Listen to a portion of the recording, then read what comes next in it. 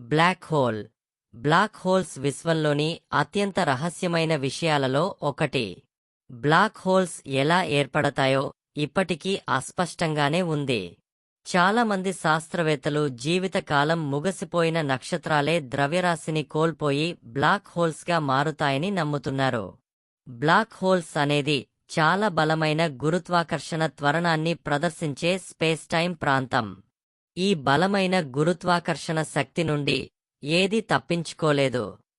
కాంతి వంటి విద్యుదయస్కాంత వికిరణం కూడా తప్పించుకోలేదు. అంటే ఒక్కసారి అందులోకి వెళితే ఏదైనా మన కంట పడకుండా పోయినట్లే. అది భూమి, సూర్యుడు లేదా మరేదైనా కావచ్చు. బ్లాక్ హోల్స్ అనే పేరు ఉన్నప్పటికీ అవి రంధ్రాలు కావు, చాలా చిన్న ప్రాంతాలలో ప్యాక్ చేయబడిన పదార్థం. వాటి గురుత్వాకర్షణ శక్తి చాలా బలంగా ఉంటుంది. బ్లాక్ హోల్స్ రెండు భాగాలను కలిగి ఉంటాయి. బ్లాక్ హోల్ ఎలా పనిచేస్తుందో తెలుసా? అలాగే బ్లాక్ హోల్స్కు సంబంధించిన రహస్యాలు మీకు తెలుసా? అసలైన ఈ రోజు మనం బ్లాక్ హోల్కు సంబంధించిన అన్ని రహస్యాల గురించి తెలుసుకుందాం.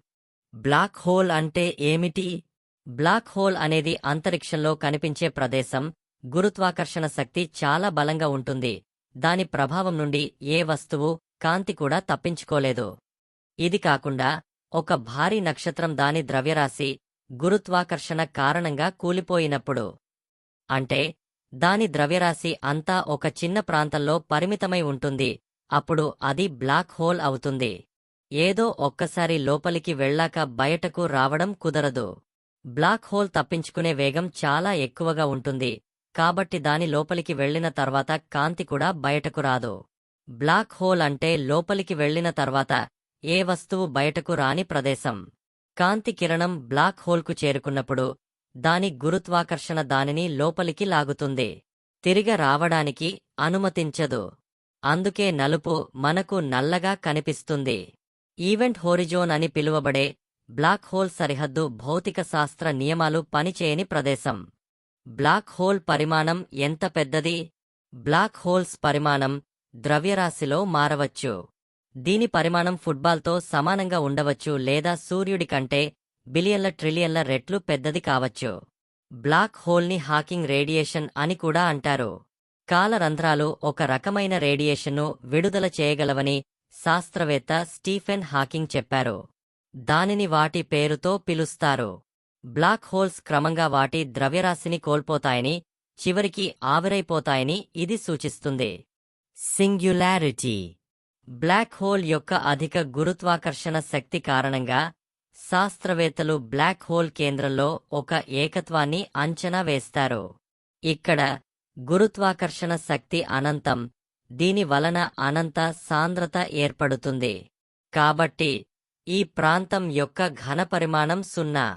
ఊహించడం కష్టం కానీ ఆల్బర్ట్ ఐన్స్టీన్, ప్రపంచ ప్రఖ్యాత సైద్ధాంతిక శాస్త్రవేత్త, సమీకరణాలతో సహా గణిత గణనల ప్రకారం ఇది సాధ్యమే మరియు అందువల్ల శాస్త్రవేత్తలు ఇది వాస్తవమని భావిస్తారు.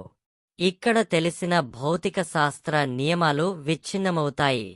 క్వాంటం గురుత్వాకర్షణ సిద్ధాంతాలు ఈ ప్రాంతాన్ని బాగా వివరించడానికి ప్రయత్నిస్తున్నాయి. Event horizon. ఇది భౌతిక ఉపరితలం కాదు, ఏకత్వం చుట్టూ ఉన్న ప్రాంతంలో సరిహద్దు. ఇది తిరిగరాని బిందువు ని సూచిస్తుంది.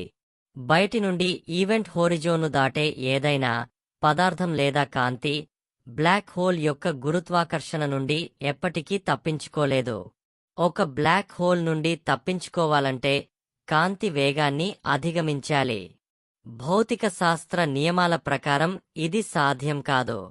అందుకే బ్లాక్ హోల్లోకి పడిపోయే ఏదైనా పదార్థం లేదా కాంతి శాశ్వతంగా పోతుంది మరియు ఎప్పటికీ బయటకు రాదు. బ్లాక్ హోల్ దగ్గరగా ఉన్న చివరి ప్రాంతాన్ని ఈవెంట్ హోరిజోన్ అంటారు. ఇక్కడ నుండి ఒకరు తప్పించుకోవచ్చు. ఈవెంట్ హోరిజోన్ దాటుతే పోయినట్టే.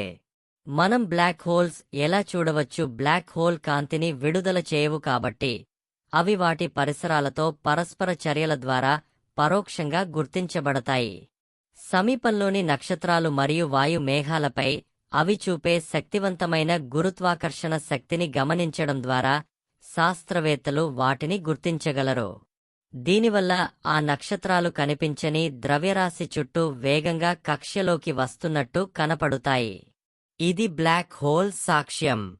మరో ముఖ్యమైన పద్ధతి ఏమిటంటే, బ్లాక్ హోల్ నుండి విడుదలయ్యే తీవ్రమైన రేడియేషన్, ముఖ్యంగా ఎక్స్కిరణాలను, ఎక్స్-రేస్, గుర్తించడం. అదనంగా, ఒక బ్లాక్ హోల్ దగ్గర వెలువడే కణాల శక్తివంతమైన జెట్లను గమనించడం. Hit that subscribe button and become a part of the family.